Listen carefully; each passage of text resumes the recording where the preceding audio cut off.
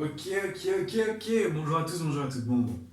Aujourd'hui, petite vidéo sur, donc toujours en physique, encore le MRU-V, ou MRU-A, ou MRU-D, c'est comme vous voulez, sur les distances cette fois-ci. Et donc on va voir comment calculer les distances si on a une accélération. Alors, quand on avait une vitesse, c'était assez simple. On avait tout simplement que la distance, c'était la vitesse fois le temps. Voilà, c'est quelque chose d'assez simple, qui saute aux yeux. Maintenant, qu'est-ce qui se passe quand on a une accélération? Alors, dans un premier temps, on va redémarrer notre équation de base, donc qu'on a vu dans la vidéo précédente, qui nous dit que si on a un écart en 2 points, et donc qu'on augmente de vitesse, on n'a que V2, donc la vitesse finale quand on arrive à notre deuxième point, ce sera égal à la vitesse initiale, qu'on a appelé V1, plus, et donc l'accélération fois le temps qu'on a mis entre les deux. D'accord?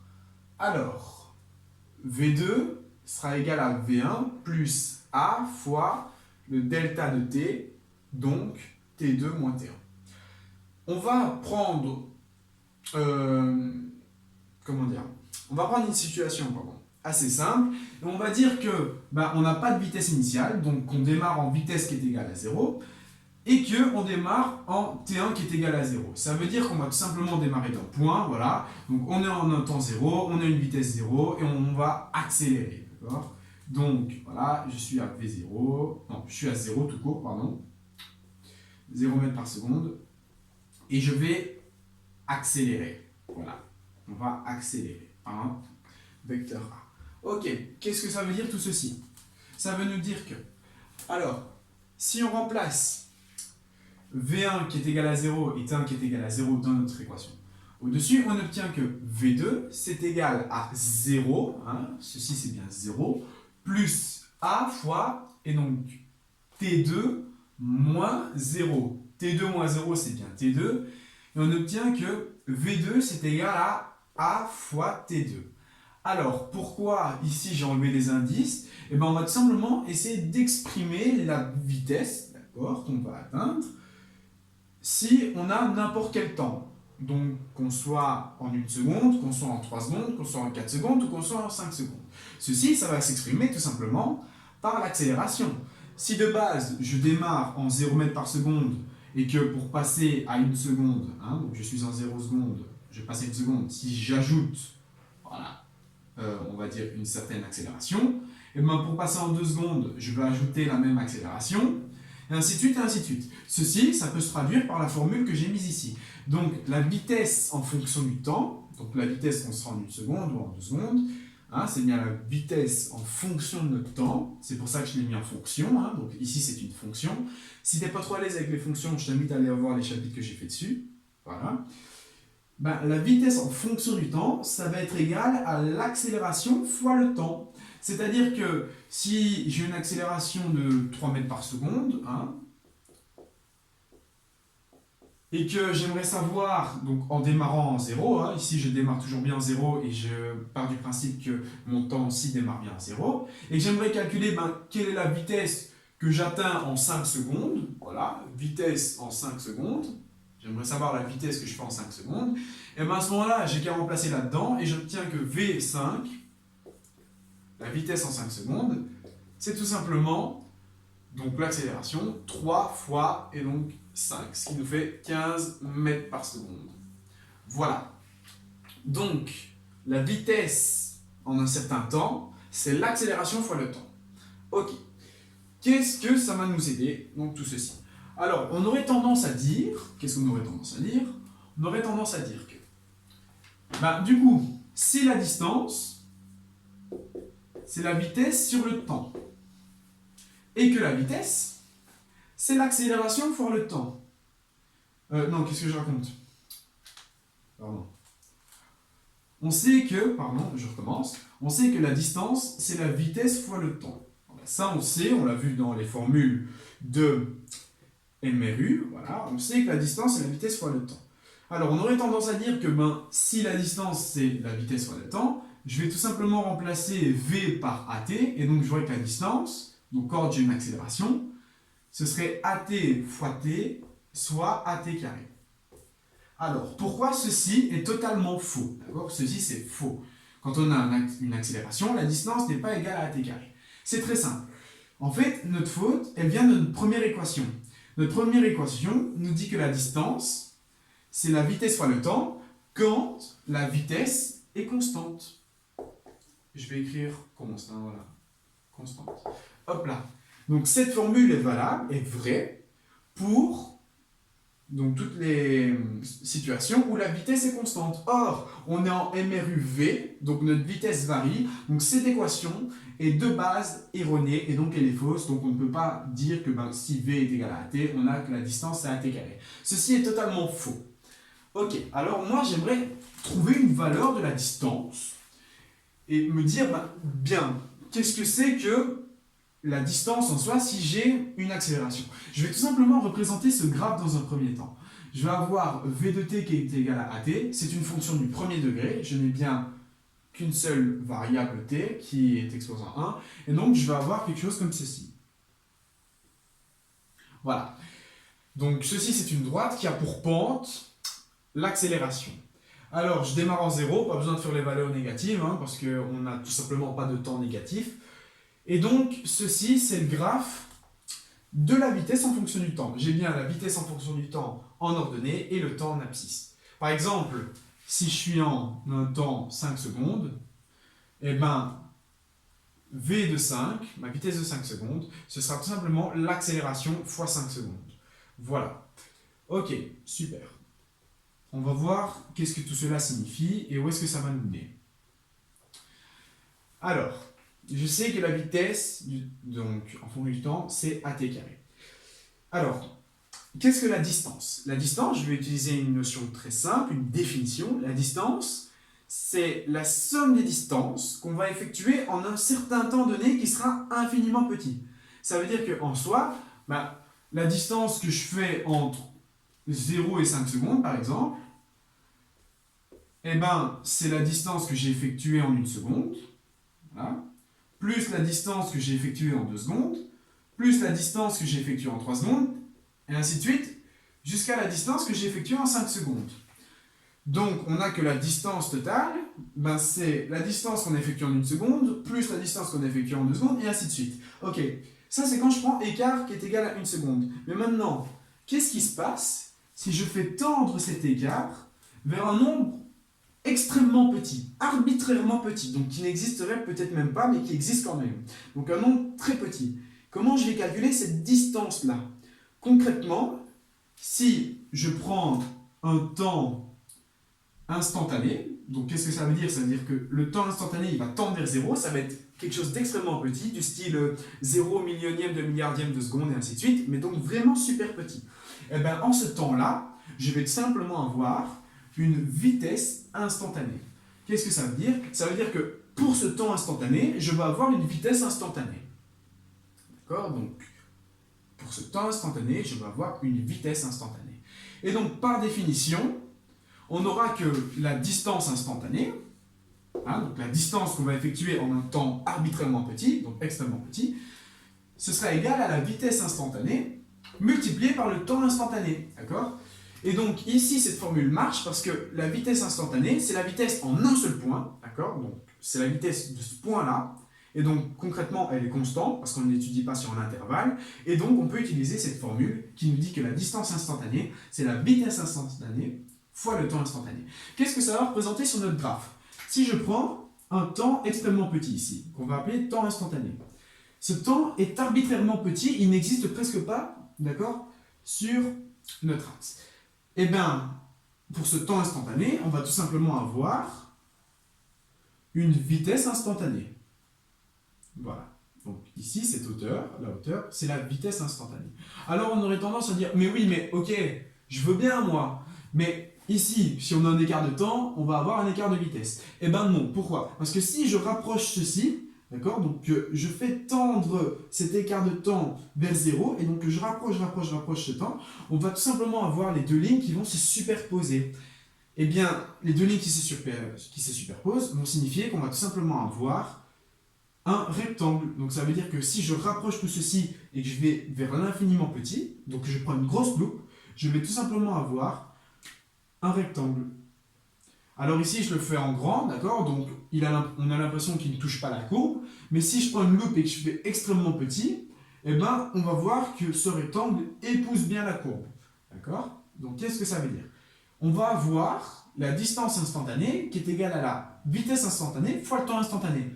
Et bien donc concrètement, ceci, ce ne serait pas l'aire de notre petit rectangle ici? Et bien si, on a bien en longueur la vitesse instantanée, hein, parce que c'est la même. Si on a un temps arbitrairement petit, elles vont avoir tendance à se rapprocher, et donc il n'y aura plus d'écart entre les deux.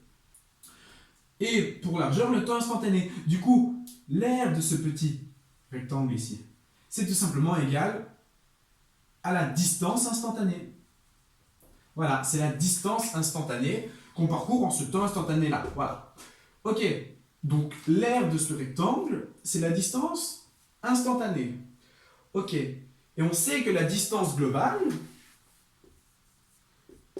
ben c'est la somme de toutes les distances instantanées. Donc on va faire une somme infinie d'une infinité de distances. Donc prenons un exemple, si je démarre en 0 et que je calcule la distance que j'ai fait en un millionième de seconde, ben je vais avoir tout simplement cette aire-ci, donc qui est quelque part par là. Ensuite, je vais ajouter la distance instantanée que j'ai fait juste après, et ben je vais avoir un autre rectangle. Hein, donc ici, je vais avoir un petit rectangle, après je vais encore ajouter un autre rectangle, puis je vais encore ajouter un autre rectangle, puis je vais encore ajouter un autre rectangle, et ainsi de suite.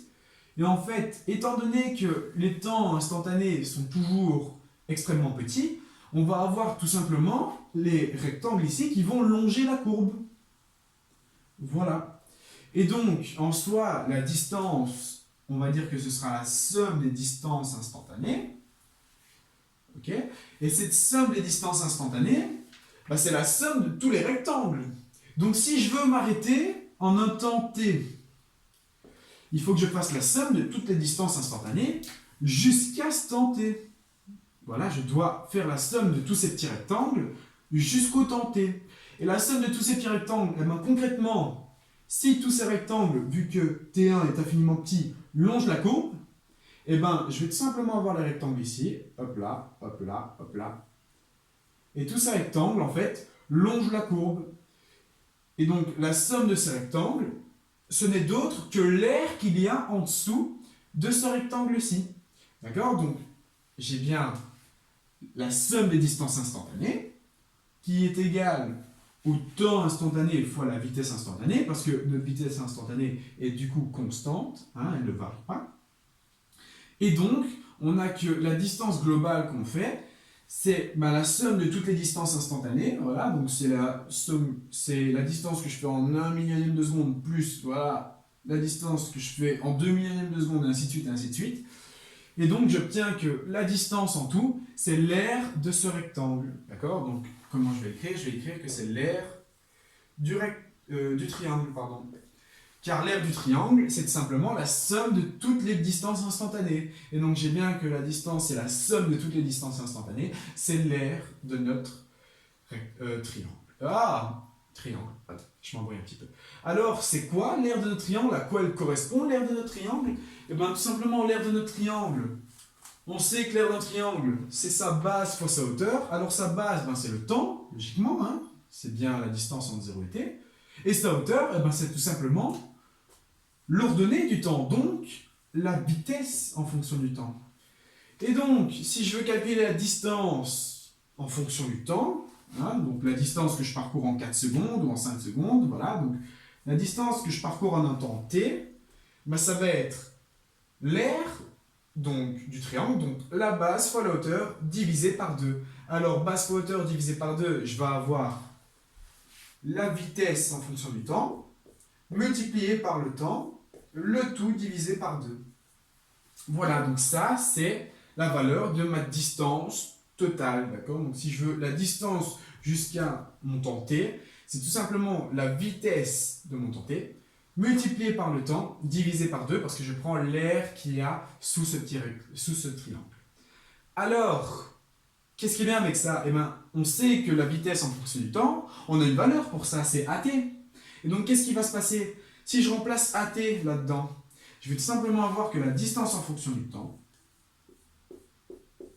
ça va être égal à 1/2 de AT fois T hein, j'ai bien la vitesse en fonction du temps fois t, ce qui nous fait at carré. Et donc, j'ai un 1,5 qui apparaît. Le 1,5, il apparaît de où? Ben, l'aire du triangle, c'est bien la moitié du rectangle. Hein, donc, le 1,5, il vient de là.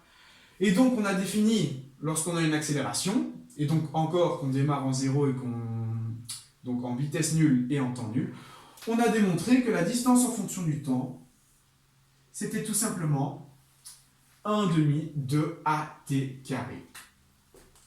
Voilà, voilà. Donc c'est ce que, ici, nos petits exemples, nos petits calculs nous disent. Alors si on récapitule, on sait que la distance totale que je vais effectuer en un temps t, c'est la somme des distances instantanées, donc c'est la somme de toutes les distances que je vais effectuer en un temps extrêmement petit, jusqu'à mon temps t.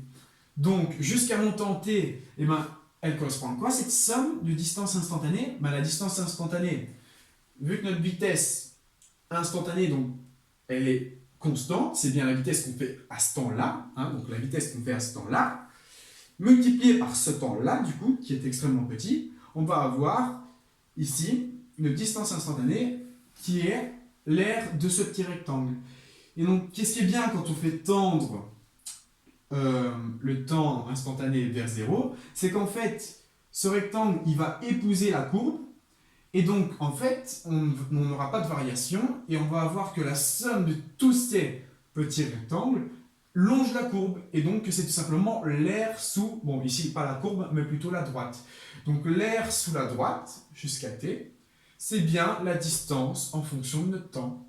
Et donc, la distance en fonction du temps, c'est 1,5 de at carré, ce qui nous fait une fonction du second degré, on est bien au second degré, et donc si je veux essayer de la représenter, voilà, distance en fonction du temps et le temps, j'aurai quelque chose comme ceci. Voilà, qui est une fonction du second degré. Alors, est-ce que les unités sont bien respectées? La distance, c'est des mètres. L'accélération, c'est des mètres par seconde au carré. Le temps au carré, c'est des secondes au carré. Les secondes au carré se simplifient, et donc on a bien des mètres qui sont égales à des mètres. Voilà, voilà. Et donc, j'ai défini une expression qui nous dit que quand je démarre en 0, et en mon temps qui est égal à 0, j'ai que la distance en fonction du temps, c'est 1,5 de l'accélération fois le temps au carré. Tout ceci avec les calculs. Alors, si tu n'as pas très bien compris le concept, je t'invite peut-être à me réécouter. Ce sont des notions qui sont certes pas très simples, je dirais même un peu compliquées, mais quand on y réfléchit bien, on voit que ça peut facilement rentrer, d'accord? Et donc se dire que la distance totale, c'est bien la distance, la somme des distances instantanées qu'on effectue à chaque moment, d'accord? C'est bien la somme de toutes les distances que je vais effectuer en un temps instantané.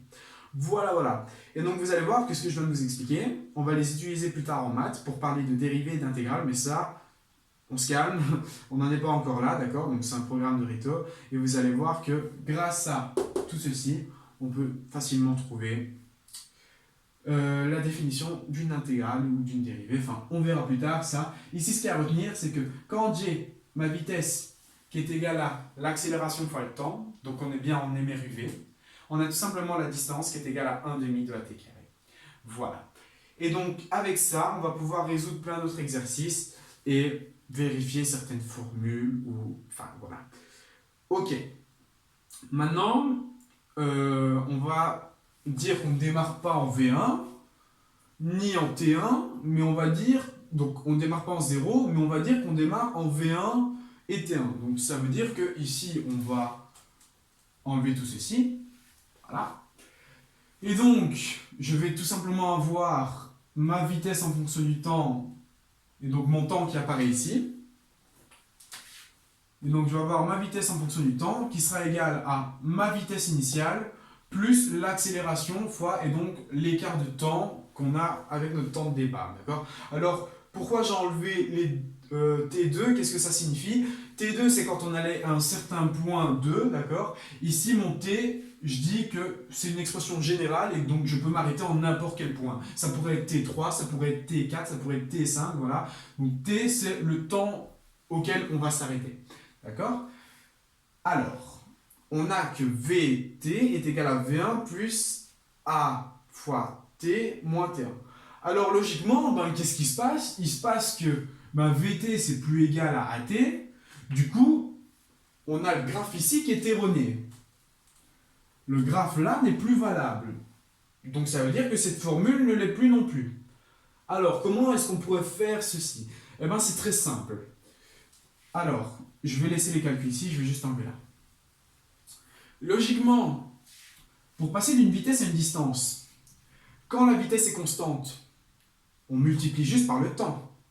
Donc, si je veux la distance en fonction du temps, si ma vitesse est constante, j'ai bien une vitesse constante qui n'avance pas au cours du temps. Hein. Donc ici, c'est bien une fonction qui varie en fonction du temps. Ceci est une variable qui ne dépend pas de t, on n'a pas V1 fois t. Et maintenant, on va tout simplement avoir, donc pour distance, V1 multiplié par le temps. D'accord? Pourquoi? On récapitule. Imaginez que vous n'aviez pas ceci, voilà. Et donc, la vitesse est constante pour toutes les valeurs de t, ce qui nous dit que la distance, donc pour toutes les valeurs de t, ce sera la vitesse fois le temps. D'accord? Donc, c'est tout simplement les formules de base de MRU. Voilà. Maintenant, si j'ajoute ceci, j'ajoute l'accélération fois, et donc un delta de temps qui correspond à t moins t1. Ok, alors, on a vu que quand on avait une vitesse, donc on enlève ceci hein, pour l'instant, hein. On a vu que quand on avait une vitesse qui est égale à une accélération fois un temps, eh ben la distance devient 1/2 de cette accélération fois le temps au carré. Alors le temps ici, nous, c'est une différence, c'est un delta de temps. Alors qu'est-ce qui va se passer? Il va se passer qu'on va avoir plus notre 1/2 de a, et donc fois le temps au carré. Donc le temps, ben, c'est bien la différence entre t moins t1, et donc on a une nouvelle formule qui nous donne t moins t1, le tout au carré. Alors cette partie-ci, voilà, c'est exactement ce que je viens de faire. Car on pose V1 qui est égal à 0, du coup ceci tombe, et vu que t1 est égal à 0, on a bien AT, et donc 1/2 de AT, et donc t moins t1, ben, mon t1 il tombe, et j'ai bien 1/2 de AT carré. Voilà. Donc ça, c'est mon expression générale quand on a une vitesse, et donc on démarre en une vitesse initiale, et qu'on démarre en un temps initial. Voilà, voilà. Ceci, ce sont les deux formules générales pour le MRUV. La formule pour les vitesses et la formule pour les distances. Alors, ce sont bien des fonctions. Qu'est-ce que ça veut dire? Ça veut dire qu'on va étudier les variations, donc comment évolue la vitesse, en fonction du temps. C'est logique quand on y pense. La vitesse, on va étudier quand elle varie en fonction du temps. Si elle accélère, ben, logiquement, elle va varier. Elle va soit augmenter, soit diminuer. Donc c'est bien ce qu'on nous dit ici. On va étudier en combien de temps elle va augmenter, en combien de temps elle va diminuer, et définir des équations. Donc c'est bien une fonction. Et pareil pour la distance en fonction du temps. La distance ben, qu'on a en 1 seconde ou en 2 secondes, eh ben, elle dépend entièrement du temps qu'on a mis et de l'accélération à laquelle on va. Donc on aura des valeurs pour la distance qui sont bien t et at carré. Alors ceci, la distance, c'est toujours une fonction du deuxième degré. On peut représenter son graphe, mais ici c'est pas nécessaire. Et on va tout simplement, voilà, je vais vous laisser tranquille. Alors on va essayer de comprendre ceci. Et donc pourquoi on a V1 fois T1 avec notre graphe? Alors imaginons qu'on ne démarre pas en 0. Voilà, donc on va enlever tout ceci. Non, on va le laisser, pardon. Je vais juste enlever l'axe. Voilà. Imaginons qu'on ne démarre pas en 0, mais qu'on démarre en V1. Voilà. Donc ici j'ai 0. Ici j'ai 0. Voilà. Et donc je démarre en V1. Donc, qu'est-ce que ça veut dire? J'ai bien ma vitesse qui est égale à V1, voilà, plus A fois T moins T1. Hein, donc j'ai bien A fois le temps qui est représenté ici.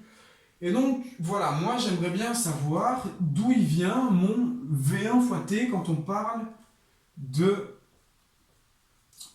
distance. Et bien alors, tout simplement, la distance totale, on sait que c'est l'air sous la droite. L'aire sous la droite, qu'est-ce que c'est? Ben, c'est bien l'aire de ce rectangle plus l'aire de ce triangle, excusez-moi, plus l'aire de ce rectangle. Alors, l'aire de ce triangle, eh ben, on a démontré que c'était 1 demi de AT carré.